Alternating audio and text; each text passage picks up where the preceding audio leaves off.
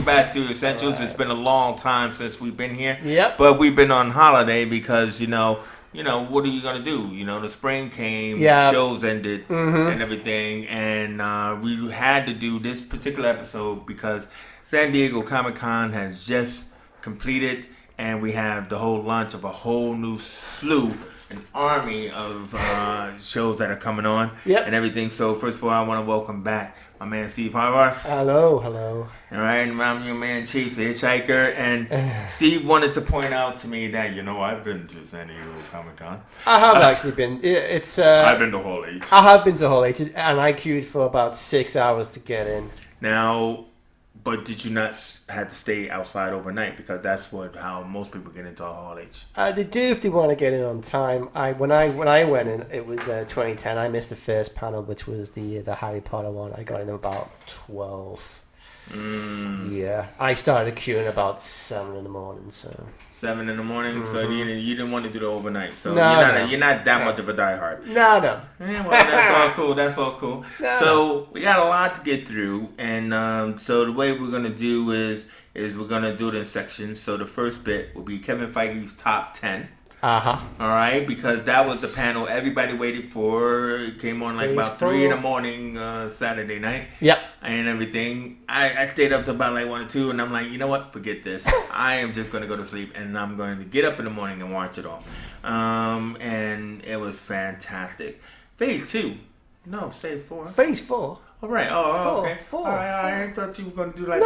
That's a 4. That's. Yeah. Is that what that is? That's what that is. Well, we're not 4 horsemen, man. Yeah. So we're not going to go about dates and stuff like that. But what we're going to do is they announced 5 films and 5 TV shows. So first we're going to do with the 5 films first, and then talk about whatever we fancy the most. We're not going to give you the dates because it happens tomorrow. Right? So we got Black Widow, right, which is the first one to come out. Yeah. That's the main thing. 2020. I think we're not going to do dates. The Eternals. Right? This is the one that everybody heard about, Angela Jolie. Yeah. We also was hoping that the announcement would have been like Keanu Reeves, but no, it was not. But that's something else we'll get to. Mm-hmm. Then we got Shang-Chi and the Legend of the Ten Rings. Yeah. Right? Mm-hmm. Oh my God, I am so excited about that. We've actually, since we started doing this, we've been talking about Shang-Chi on and off, haven't we, really? Well, I had this a is show it. dedicated This is to it. Shang-Chi, man. Yeah, absolutely. Master of Kofi's an amazing and stuff. Doctor Strange 2, The Multiverse of Madness. What a title. And this is a writer, so he knows that. What a title. It's a play on the Lovecraft story in the Mountains of Madness. That's exactly where I was thinking. Because it's supposed to be MCU's first horror superhero film. So if we're talking, if this does end up being sort of Doctor Strange enters the Cthulhu legend, that'll be quite cool. Cthulhu. Now look at that deep cut. Yeah. I mean, they gotta really totally rape that whole quantum realm scenario. Oh yeah. And then the last one is Thor: Love and Thunder. Yeah. First of all, we all are excited about Taika Waititi. Oh yeah, back. Absolutely. I mean, nobody was actually expecting that because he was supposed to be doing Akira. Yeah. And he's hit a wall with it like every other director has tried to do it over the last 20 plus years. Leave it as the animation, and then that third act is Akira. Remember Keanu was going to do Akira? Yeah, and Leonardo DiCaprio. See, leave it alone. So so first thing, Black Widow. Okay. Right now, what's amazing about this is that one, we got the Yelena, the blonde Black Widow, as her sidekick. We got the rumor that Taskmaster is the villain, but it's more than a rumor. We've actually okay. But David Harbour, right, as Alexei, the Red Guardian. Yeah. Now, when he did the interviews, did you see that he had like the Captain America shirt? Yeah. He's like, Captain America, my favorite, and it's like because he's playing the Russian Captain America. Yes. Hopefully not with that beard, though. Well, if they're shooting now, then it is. Yeah, I know. But still, hopefully that will go away.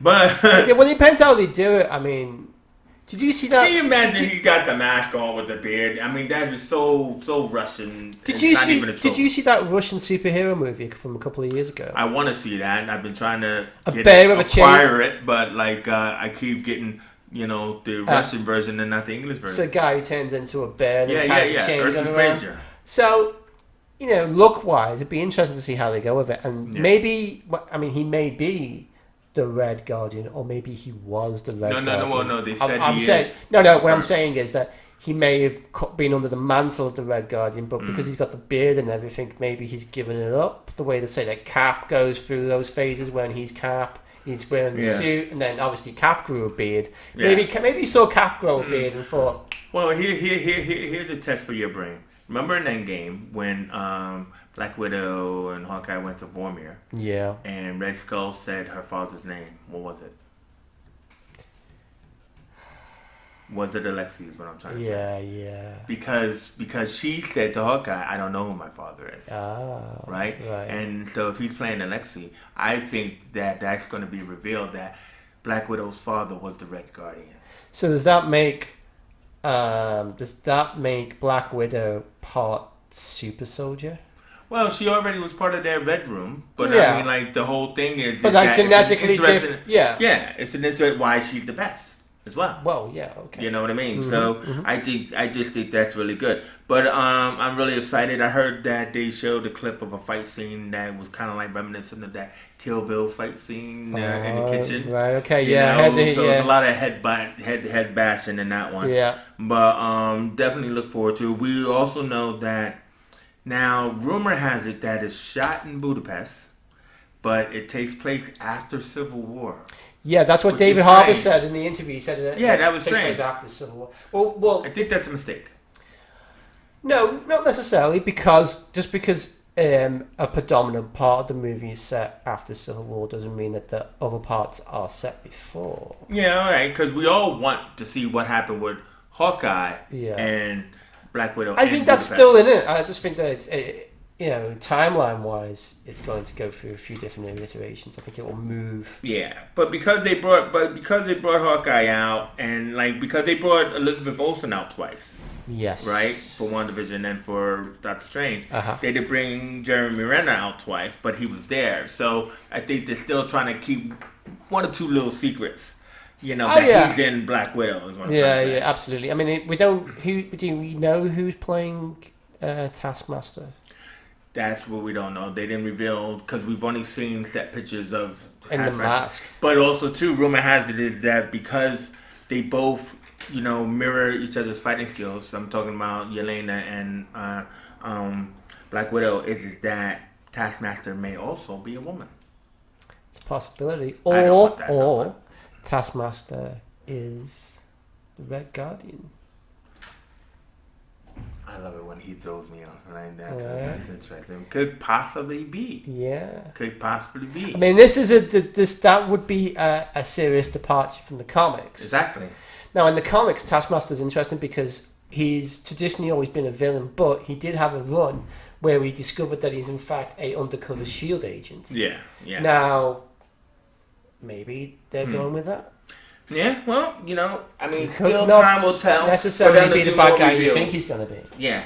So, moving swiftly on, Eternals. Not much really to say about the Eternals except for, what do you think about this widely diverse choice of casting? I think it's a good cast. I think the thing about the Eternals, and anyone who's a Marvel fan will probably agree here, is that they're not the most impactful characters to the whole sort of Marvel universe, right?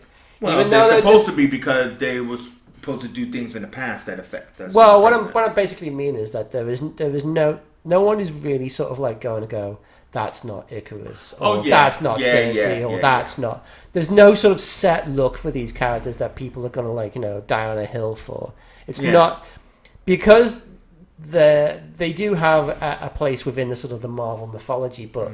The sort of definition within that mythology isn't that great, to be honest. Even though they're Jack Kirby characters, it's not like the New Gods. Why do you think? Oh, New Gods. Well, yeah. Although Grace Randolph reckons it's going to kill the New Gods. I'm not so sure. Well, I don't think it's going to kill the New Gods, but Ava DuVernay's career is not very good anyway. So, even though I love her, what do you think about the fact that we finally discovered that Angelina Jolie is not Cersei, but Thena. And will there be a Cersei in this movie? That's a good question. That's why I'm asking, bruv. I pretty much think they've set what the main cast is going to be. No, of course, but I mean, why do you think that they're not having Cersei? My thought is because I think it hasn't been revealed yet, but I think Cersei may be in Wonder Woman 84. Possibly. And Marvel is just saying, well, we're not going to repeat. Yeah. And we're not going to do it. DC's got Cersei, then, we'll do Athena. Because Athena's not a bad choice. Yeah. Because she's playing Athena, got her to the mind.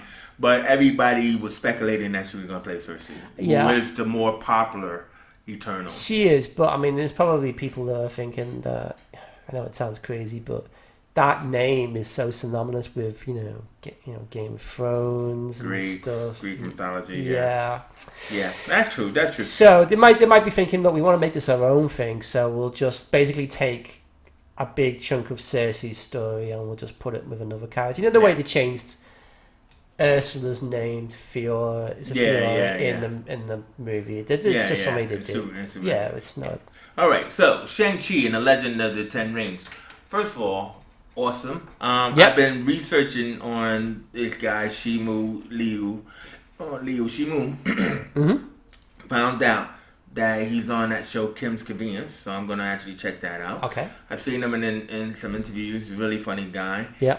It was funny because he was in that TV version of Taken, right? Yeah, okay. But no, it was funny because he did an interview and he actually is a martial artist. Good. Right? And he was hoping, wow, I'm going to be a Taken, so they're going to utilize my skills and everything. And they made him one of those data guys, So in all of the scenes, he's at the computer. One of the CW roles, yeah. You know what I mean? And it's like, I can fight.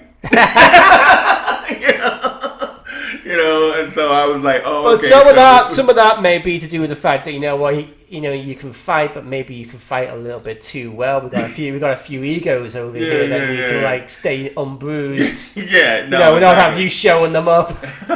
but so the idea of the Ten Rings, what they did was they showed a bit of like a montage where they showed that the Ten Rings have indeed been appearing. Now, see, this is one of the fascinating things about this 20-year or the 10-year legacy of Marvel films. Yeah.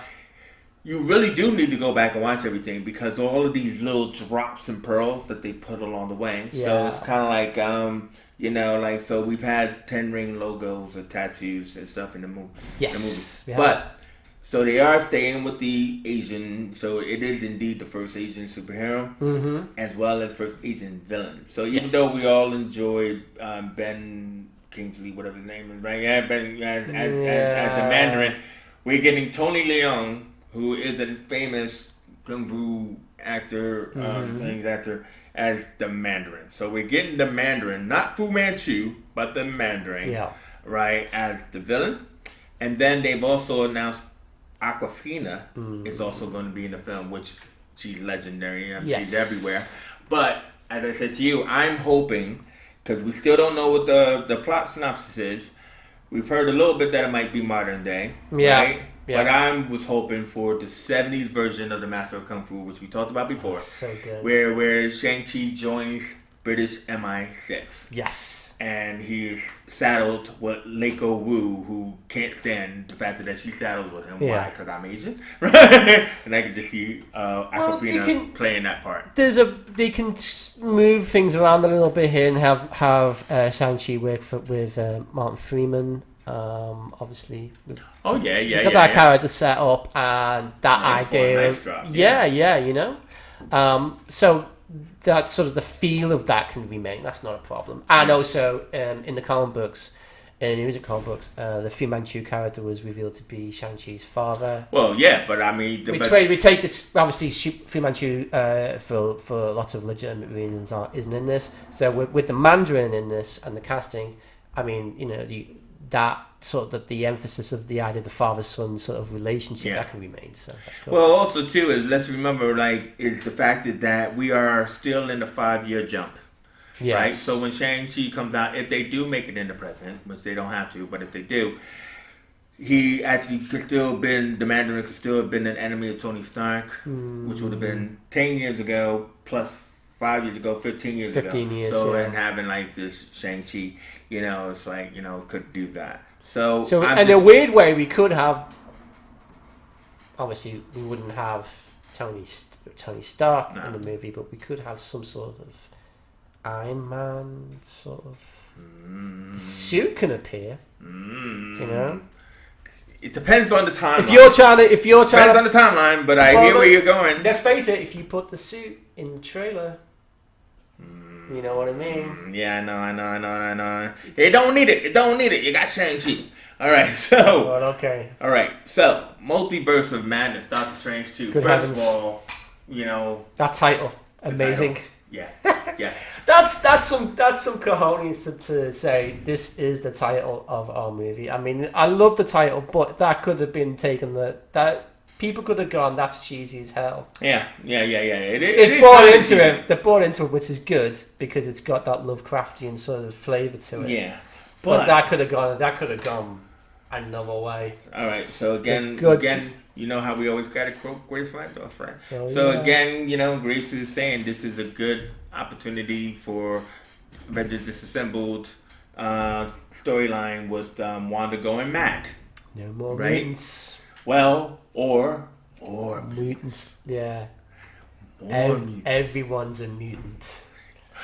Everyone's a mutant. Yeah. I'm not alone. Yeah. Right? And stuff. Everyone's a mutant. Yeah. And using the quantum realm, instead of raising the Vision and Quicksilver from the dead, she plucks them from different places in the multiverse. Yep. And that's why Strange is like, Wanda, going too far. This brings up the whole idea, right? Why have we not seen mutants in the Marvel universe? Now, here's a thing, right? This WandaVision's got sort of a 50s. It's supposed to have a 50s kind of tone to it. Okay, so they had a theme song as well. Now, what my original thought about this was, okay, so she just creates some sort of 50s idyllic world, but it's now. But what if she's in the 50s and all this stuff goes down and we get that mutants line in the 50s and then we go to now we're in a world where there is Oh mutants. My God. House of M. That's how you do your House of M. He's such a writer, him. Do you know what I mean? I didn't even think about that. So somehow she ends up in the 50s. Yep. Right? You know, at the final Pin battle particles. with no, but I'm just saying, with this final battle with Nightmare and Doctor Strange and everything like that. Mm-hmm. And she creates the mutants and they come back to the present and all of a sudden, what the? And it is. Yep. What the? Yeah, what the? What the? It is. Yeah. You know what I mean? Yeah. But because it's Multiverse of Madness before WandaVision, I heard, isn't it? No, WandaVision is before. Well, yeah, that's right. Yeah. The the events of WandaVision will lead to the multiverse. Yeah. All right. So that's a Disney Plus show. WandaVision is a Disney Plus show. Yeah, we're gonna get to the Disney Plus shows. Yeah. But first, we got to end with the last film, which is Thor: Love and Thunder. Yes. Which, first of all, we're all excited and happy that Chris Hemsworth is not only back, but with Tessa Thompson, his Valkyrie love mistress. But I literally gasped. I literally choked on my cereal when they brought out Jane Forster at the female Thor. Yeah. That was unexpected. No one. Totally unexpected. Yep. Totally loved it. Yep. And everything. Yep. You know what I mean? So now I have no respect for people who have hate. You know, I don't like trolls. We already know this. Yes. But like the thing about it is people who already like, oh, well, look at them. Why Jane Foster? She never respected the part. Look at how she holds the hammer and all that. It's like, look, man. You know, the woman is like, I don't want to be, Thor's Well, the thing is about this, okay, and we discussed this, is that all these people that are complaining about Jane Foster being female Thor in this movie clearly are not comic book fans. Because if you know the story of what happens, you know that it's actually, a really good story. Yes. It's a really well written story by Jason Aaron that has a definitive ending that is heartrending. And powerful, and it has something to say. So if you're not down with like, I don't want to see a really good, well thought out story, then what the hell are you getting worked out up for? You're obviously not interested in Thor if you're not interested in the Thor mythology. So, real quick, which is hard for you. Yeah, very much so. Real quick, the pitch for a female Thor story. Okay, so basically, through certain circumstances, Thor is not worthy to lift a hammer. And that will obviously be a little bit different in this movie. I don't know, Fat Thor. Yeah. Jane Foster, because it has been in the past, not just with Jane Foster, but with other characters. There was a character called Thunderstrike. Yeah, I love that. By the late 80s, early 90s. It was very much a 90s character. Is that sometimes Thor is not worthy to lift the hammer, and he who is worthy shall wield the power of Thor will appear on 1 year. And then you can, if you are worthy to lift the hammer, just like Captain America in Endgame, then you can wield the power of Thor. And we find out that Jane Foster is worthy to wield the power of Thor, but it comes at a cost because she is at that point in time suffering with cancer. And there is a choice she has to make between going through chemotherapy and recovering or using the ability of Thor to save the world, and she has to make a choice. And I'll leave it there. Which every hero has to do. Yes. So, I mean, it also has a lot of meat on the bone for an actress to play that role. That's probably why she came back, because if you look at that storyline, that is the storyline that if you want to have an actress play the Jane Foster role, that's the one that actually that sticks in people's minds because of that run. So, exactly. Yeah. All right. So, quickly through Disney Plus. So, we've already talked about WandaVision and how it sets off Multiverse of Madness. Loki's not really much to say about Loki because it has been confirmed that Loki picks up right after he disappears in Endgame. So he gets the Tesseract, disappears in Endgame. So it's not the good Loki, it's not the redemptive Loki. It's, really... It's a Loki apparently appears in the 1970s because there's obviously that, we've seen that photo of him getting out the car and he's in a 1970s New York street. I mean, it looks expensive. He travels through time. He's a time traveler. He's not the Doctor. He's not the Master. But he's something. Free time. Yeah.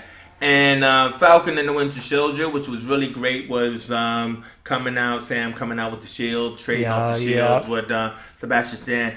And I think they did that to show that they might indeed trade off the Captain America role. Yeah. So, even though that he was selected to be Captain America, they might indeed. What do you think? I think it's basically it's Sam's road to becoming Captain America. Yeah. And along that road, you need somebody like Bucky to sort of be there. Yeah. To sort of say, he's going to be his friend. He's going to tell him he can do this. But Bucky's gonna have to find his way. But it's like that fight with Iron Man in Civil War, though. Where it's like, take the shield. Yeah, but Sam isn't super powered. He's got the flight suit, but in order to catch the shield, it's always been sort of thought that you'd have to have sort of like heightened reflexes. Yeah. So there has to be a reason why Sam can do that. That may come across. We don't know yet.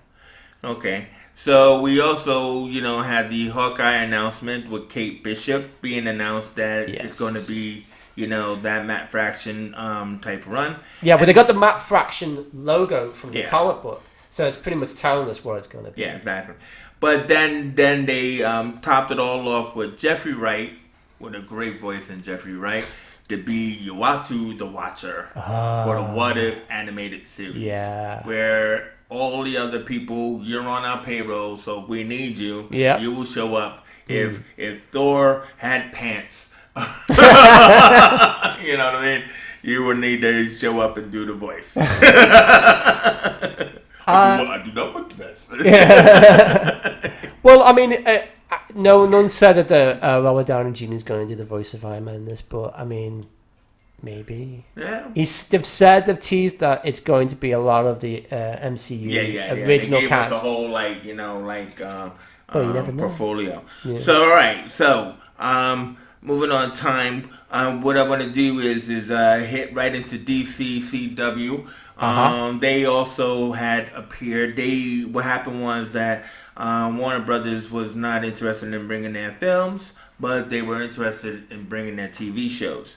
And so the main thing I want to talk about is Crisis on Infinite Earths, because even though people get it twisted that Crisis might just be the crossover, it looks like it's not going to just be the crossover. It's going to be throughout the whole season, and the crossover will be the crux.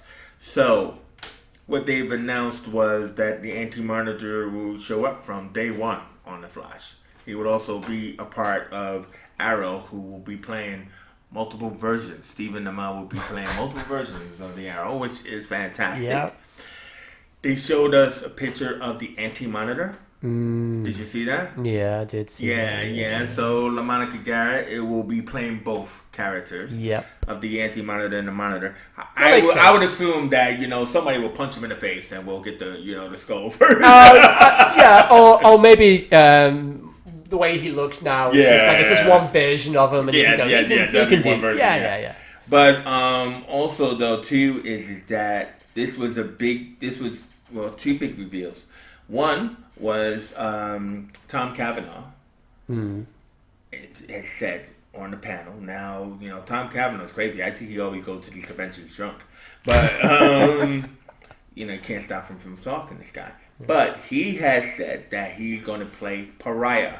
Wow. Right? Okay. Now, we all know that Pariah was the linchpin of the Crisis. So it's just really Tom Cavanaugh always trying to get beefy roles. Yeah. You know what I mean? But I think it's fantastic because it's kind of like saying, oh, well, yeah, this version of Wells in Earth 2012 is the one who's going around and, trying to save everything or warn everybody. But this gives him a chance to not just be on Flash, but on all the shows. Do you know when every time that he goes through that bubble or whatever it is, and Sherlock or whatever he's playing, disappears. The next season is going to be somebody else. Exactly. So who was he going to be? Exactly. So he must have the most fun on that show because he gets to be on the show. And he gets to be different people. Yeah, definitely. I think it. But when I heard that was another one of those jaw-dropping moments for me.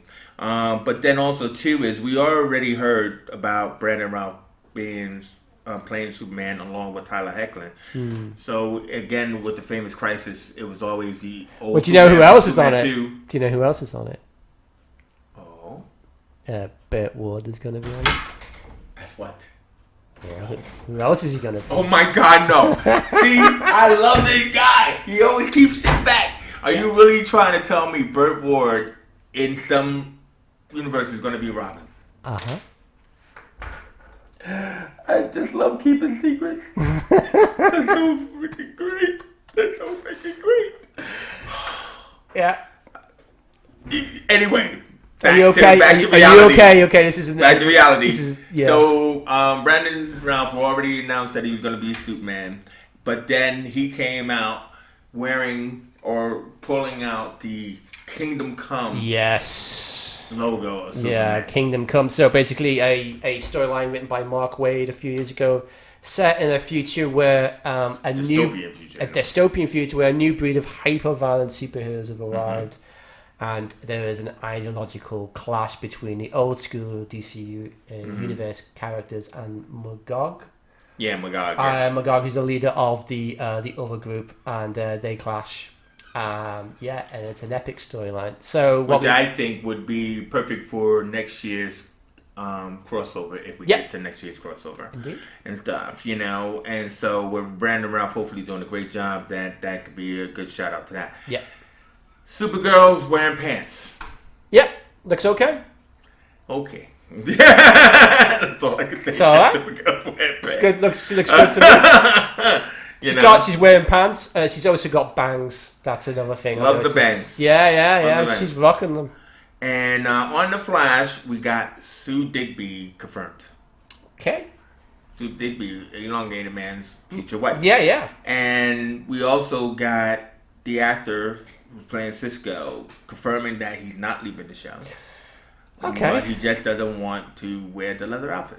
That's fair enough. He doesn't want. He didn't join to be Vibe. Yeah, exactly. His character is not that. Cisco is not Vibe in the comic books, is he? So. Yes, he is. But it's just that, Cisco Ramon was always Vibe. But then the thing about it is, if we get this crisis and they destroy all the universes, actually you don't need Vibe. No. Because that was what his whole thing was. I could take you to these different universes. Yeah. So it's probably foreshadowing. Black Lightning is not a part of the Crisis crossover. I did see a bit of the montage of Black Lightning where they're still moving in the direction of the Outsiders. Mm-hmm. So hopefully they'll get over themselves, Salima Kill, and next year's crossover they will join us. Hopefully. Well, I mean, the thing about Black Lightning is it's got its own story to tell, and then when you bring it in to the wider CW universe, it's going to be a little bit disruptive for that. And I think they're probably thinking, just let us tell our own story. So, and as you said to me, another year is fine. Yeah. Just to let them sort of build up their own mythology and be their own. Be their own people. Be their own, be their own people. You can say it. I can say it. All right, so moving to the DC Universe app, Warner Brothers has said, you know what, we want our own. Mm-hmm. So we are now creating HBO Max, and everybody started to panic because when Swamp Thing was canceled. Yep. Everybody started to panic because Doom Patrol was so awesome, right? What's happening with Doom Patrol 2? So at San Diego, they've announced the renewal of Doom Patrol 2. Yes. But it will be on both HBO Max and DC Universe app, like a simulcast. I'm suspecting it will be the Brotherhood of Dada storyline from the comic books. Brotherhood of Dada? Yeah. Did that involve the Ape Girl? It's got it's to do with Scissormen. Scissormen as well. Yeah, paintings that come to life. Scissormen sounds like Mr. Nobody. That's where he gets it. Some part of that comes from him. So what about Mastermind and Monsieur Mola? Oh well, I mean they could be involved. But I reckon the Brotherhood of Dada storyline seems to be what I would think they would probably sort of take. Yeah. From the most, because that is when you look at that Morrison run on the book, which is a lot of the show is based on. Yeah. That was one of the major storylines in it. So I would suspect they're going to go in there. How much he take? I don't know. Because they're doing fine as they do. Just let them keep doing is all I gotta say. They know what they're doing. Titans, not much to say about Titans. We do know it's coming back, and we do know that it's taking the place of Stargirl, but Stargirl is not dead. Stargirl has just been bumped for Titans 2. Okay. So we got the trailer for The Watchmen and the confirmation that this takes place 20 years after the Watchmen series. So stop hating. Well, the thing is, here's the problem, right? Okay. Stop hating. Is that you've got the writer of the comic book in Alan Moore who doesn't want anything to do with anything to do with anything that ends up on the screen. So that's fine. That's his choice, and I can respect it. But really, you've just got to let this thing be its own animal, and just let it grow. And if it's good, like it. If it's not. Well, what I got to say about the new trailer is that it's been revealed that Don Johnson is the Owl Man, or the Night Owl. Mm-hmm. I think Jean Smart or whatever, but there's this FBI woman that is revealed as being the older version of the young Silk Spectre. Excellent. So, I was a bit worried that they were going to jettison too much. Yeah. Because we really didn't get a whole lot in that first trailer, apart from Ozymandias. But they made those confirmations, and they got new heroes and everything like that. Which is cool. Yeah. Hooded Justice. Now, just remind me, I thought Hooded Justice was black in the comic. You know what I mean? Because that's why he was wearing the noose. But in the trailer, he's definitely a white guy in that outfit. Yeah. I don't know. Somebody, correct me, but anyway. I'm not so sure. I think he might be. He might have been white, but it just was strange. I mean, because his whole thing is, I mean, obviously in the book, is he beats the crap out of the comedian. The comedian for raping Phil Spector. But this is what I'm saying. All right, so this Friday, right? Because this will go out this week. Before Friday, we get finally. We've all waited like 6 months to a year or even longer for The Boys. The Boys is premiering this Friday on Amazon. Yeah. And hell yes, does it look great. Oh, it looks good. Now, that is one. Have you read The Boys? I take you've read The Boys. I read The Boys. Yeah, of course.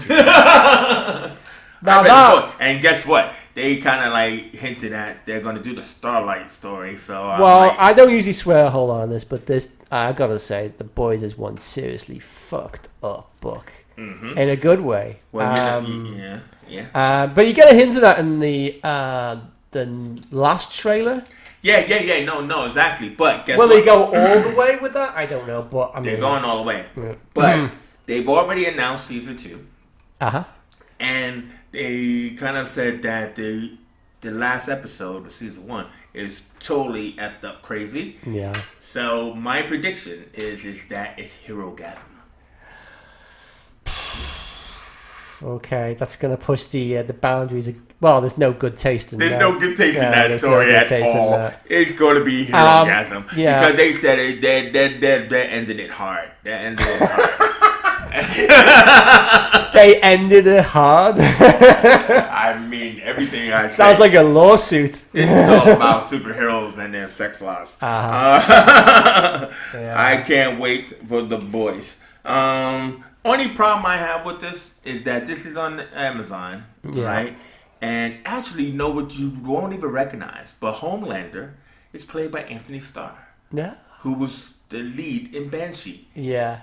Kick-ass Banshee. Anthony Starr was amazing. Yeah. You know what I mean? So, I was really shocked by that. But, where was I going with that? I was going with I have the clip. Right? So I was distracted by Herogasms. All right. So that brings us near to the end here where Kevin Feige, at the end of his top 10, announced that, oh, wait a minute. How can I forget this? We still got more stuff. Yes. And I think reason why he did it that way was because they had a lot to get through. But we do have D23 coming up. I believe it's next month. Yes. So he announced that we've also got this guy here, which is Mahershala Ali as Blade. Yes. Oscar winner. Amazing actor. Disappointed. That it's not Wesley Snipes.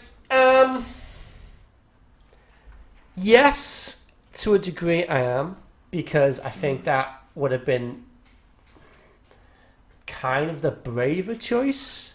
Wesley looked good, man. And Wesley's in good shape, and he's the one who leaped, launched the Marvel universe. Yeah, even he did. Though it was under Avi Arad. Well, he's the first guy to be in a Marvel movie that made any money. Yeah. Because we had all the TV shows, TV movies. Well, Marvel sold the rights to Blade for not much money, and the New Line made over $1 billion with it, right? Yeah. And the reason why they did that is because of Wesley Snipes. Wesley Snipes lives that role when he's on set. The story goes, when he's on set, he's not out of Blade mode. He's in Blade mode. He doesn't get out of it until the movie's over. Yeah. Don't talk to him. Yeah. Don't go near him. He's Blade. He's a freaking daywalker. Yeah, he is all the time. Now, there's ways they could have done it. He could have just brought him in and just said he's Blade. Well, they will also remember the rumor was that they were going to have the Blade daughter storyline. So he was going to be Blade, but it was going to be about his daughter. If they were worried about him aging, right? Mm-hmm. That's not a problem. Hey man, black don't crack. I can say it. I can't say it. But all I'm saying is... I'm going to say quickly, this. If they wanted to do a storyline with an older Blade, it's perfectly fine because he's not fully vampire. He's a daywalker. That's true. He could age slower. It's simple. It's not that difficult. That's true. And bringing him back into that franchise, not like going, hey, here's Sticky Fingers. Because we know. It's Sticky Fingers, the movie, people. That's what I'm trying to tell you. Just would have blown the roof off Hall H, because some actors can be not that important in other things, but they get that one role and they are so synonymous with it. Wesley's back. Wesley's back, and the buzz would have been crazy. Yeah. I'm not, but the actor they've got is an Oscar winner, and he's a great actor. Well, yeah, listen, I love Mahershala. Yes, and he was brilliant in True Detectives. So they brought him out for the final thing, and then Kevin was like, "Oh, wait a minute! Oh, we got Guardians 3, we got Black Panther 2, we got Fantastic Four, and those mutants." Yeah. Now in the comic books right now, we've got John Hickman doing the X-Men reboot, and neither of those books, right, which he demanded that they actually get rid of the whole line and let him start over again. Hasn't started yet. It's starting soon if it hasn't started already. Yeah. Definitely starting this month, so I imagine it has. Yeah. Neither of those books are called X-Men. Really? What are they called? House of X. And it's spelt with an X, and I thought it was Powers of X, but it's apparently called Powers of 10.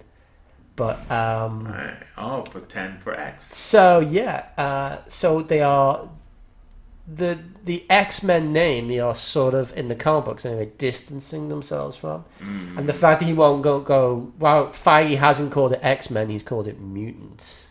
And the original name for the X-Men in the comic books was New Mutants. The Mutants. The Mutants. No, he didn't call it. He didn't want to call it the X-Men. Oh. But some people went, nobody knows what mutants are. Can't call them mutants. Yeah. Oh, okay. So maybe, maybe this is how they're going to do the reboot. Is I'm not even going to call it the X-Men at all, and it may not even have that traditional Xavier storyline. We may be coming at it from a different direction. Well, you know what? That brings us full circle back to Multiverse of Madness, where Wanda goes, more mutants. Yeah. Or those mutants. We've bought Fox. That's what she says. Yeah, we bought Fox. I think you said something else. All right, so Steve, we got through it. Yeah. Thank you very much for joining me here in this huge recap. Pleasure as always, of Marvel, DC, what's coming next, and everything. I think we covered it all. Hopefully, we'll be back to go into other stuff. But thank you guys for joining us. Didn't even get to Picard. We didn't get to talk about Picard. It's not a superhero thing, but guess what? Picard was awesome. The Picard trailer was awesome. 7 9. I love the whole Magnificent Seven vibe to it. I think that girl is Picard's daughter. I predicted it. I'm telling you, it's happening. A little bit like Star Trek Renegades as well, which you can actually watch free online on YouTube. All right. So, I mean, only thing I felt bad about was Alex Kurtzman being up there on the panel when he's been fired. But that's cool. Or has he? Well, they did say, what? He is on a panel. He is on a panel, He's fired. Michael Chabon has taken over as showrunner. Anyway, see you guys later. Take care. Thank you very much. Peace out.